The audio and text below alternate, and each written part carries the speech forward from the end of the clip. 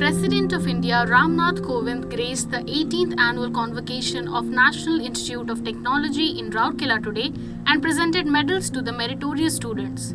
Odisha Governor Professor Ganeshi Lal and Union Minister Dharmendra Pradhan also attended the NIT's convocation ceremony to felicitate the graduating students. State Health Minister Nabakishore Das and Member of Parliament Jewel Oram were among others who graced the occasion.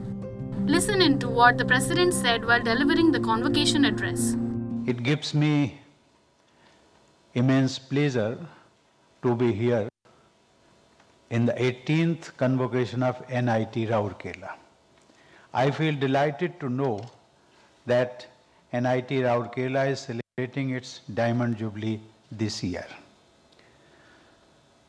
This area of today's Odisha has been immensely rich in history and culture.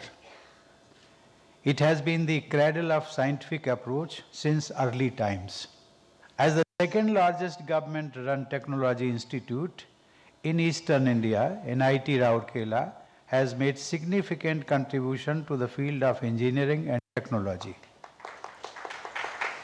For over 6 decades, this engineering college has been enriching the pool of technical professionals in the country. In 2002, it was given the status of National Institute of Technology.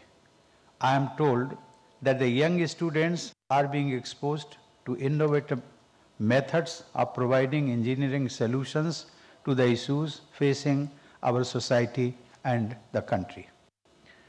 I am pleased to know that NIT Rourkela has students from all over India and also from other countries.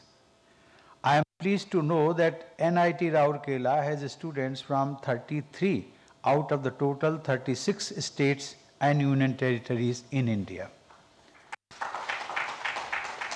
I am told that students of 17 different countries are also enrolled in various academic disciplines. Thus, the community of over 7,000 students studying in this beautiful 700-acre campus represents rich diversity. It increases cross-pollination of learning and promotes understanding between different cultures.